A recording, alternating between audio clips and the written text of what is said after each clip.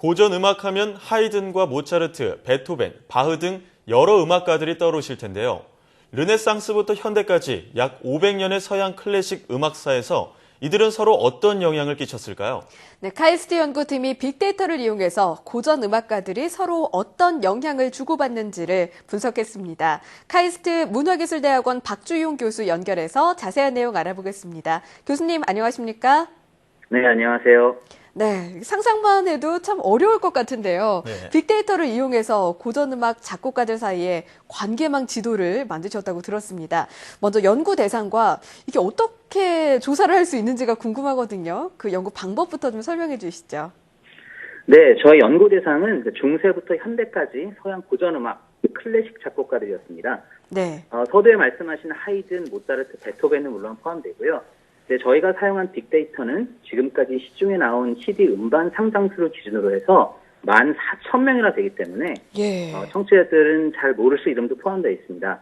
근데 저희가 이제 이 빅데이터를 본 이유는 저희는 문화 창작이라는 것이 혼자서만 하는 것이 아니라 과거 작품들로부터 배우고 그 동시대들과 교류하면서 만들어지는 것이기 때문에 창작자들이 서로 어떻게 관계를 이루고 있는지 연관이 되는지를 보는 것이 중요하다고 생각하기 때문에 관계망을 만들어서 분석하였습니다. 그렇군요. 그 문화 창작에 있어서 어떻게 보면 서로 영향을 주기 때문에 그런 관계에 대해서 한번 분석을 해보셨다라는 말씀을 해주셨는데요. 그렇게 빅데이터 분석을 하셨는데 어떤 결과가 나왔습니까? 네. 여러 가지 발견 중에서도 흥미로운 두 가지를 말씀드리자면, 예. 자, 하나는 이 관계망에서 활동하던 시기가 최대 500년이나 떨어져 있는 작곡가들이 들어있는데도 불구하고, 평균적으로는 4단계 정도만 건너뛰면 서로 연결이 되어 있다는 걸 발견했거든요. 그러니까 저희가 처음에 가정했던 문화의 창작가들이 정말 시공간을 넘어서 얼마나 긴밀하게 연결되어 있는가를 보게 되었습니다. 그리고 또 하나는 이제 고전음악 시장의 미래에는 어떻게 있는가 따져보는 것이었는데요. 네. 저희가 본 바로는 하나 이제 시간이 지나면서 위에서 말씀하신 유명한 사람들, 그 사람들 대가들의 비중이 커지는 것 같다. 어떻게 보면 이제 우려가 될 수 있지만 또 그 반면에 어떤 게 있었냐면 네. 새로운 작곡가들이 정말 꾸준히 음반시장에 진출하면서 다양성이 유지가 되는 정말 흥미롭고 역동적인 미래 모습을 볼 것 같다 확인하였습니다. 네, 서로 영향은 주고 있지만 새로운 창작이 계속해서 이루어지고 있었군요. 예. 근데 이렇게 분석한 빅데이터를 이제 음악 사조를 이용한 방법으로도 교차 검증하셨다고 했는데 이 교차 검증이 어떤 건지 좀 궁금하고요. 어떤 의미를 발견하셨는지 함께 전해주시면 감사드리겠습니다. 네.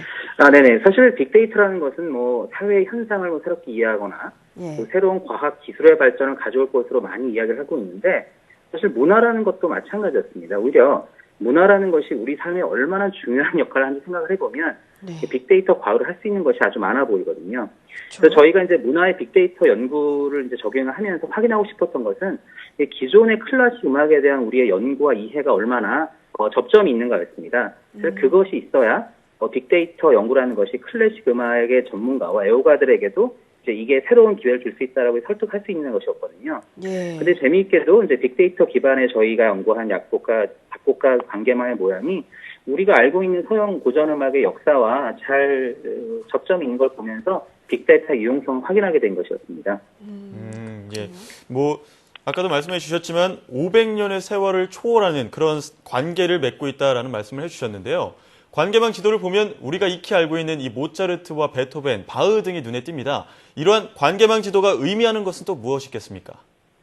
예, 관계망 지도라고 하는 것은 이제 관계망을 그림으로 표현한 건데, 네. 동그라미는 마디라고 해서 작곡자를 나타내고요. 이제 같은 음반에 이제 음악이 함께 나타난 작곡자들이 연결이 돼 있습니다. 거기서 이제 모차르트, 베토벤 큰 마디들은 연결한 이웃이 많은 작곡가를 의미하고요. 그래서 이 그림을 보면 우리가 대가라고 하는 유명한 사람을 한 사람들을 바로 찾을 수가 있고, 네. 또 이제 마디들의 위치가 대략적으로 자기들과 좀 더 밀도 있게 친한 사람들하고 모여져 있는데 예. 그걸 보면 예를 들어서 이탈리아 오페라 성악계열 작곡가들도 한 군데 모여있다는 걸 알 수 있는데 서로 그래서 그러네요. 같은 그 음악을 만들고 같이 그렸다는 걸 알 수 있죠. 네, 또 그 당시에는 SNS가 없었기 때문에 또 지역적으로 비슷한 영향을 받았겠다는 생각도 드네요.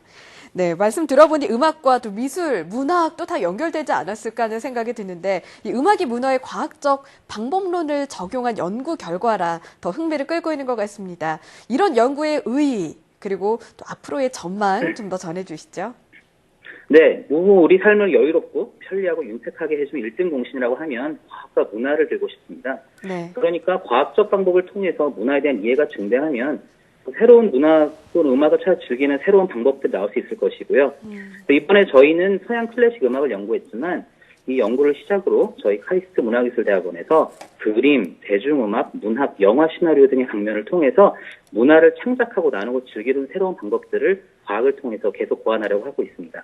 네, 또 이 방법을 통해 클래식 애호가들의 새로운 즐기는 방법이 탄생되지 않을까 싶네요. 지금까지 카이스트 문화기술대학원 박지훈 교수였습니다. 오늘 말씀 고맙습니다. 네, 감사합니다.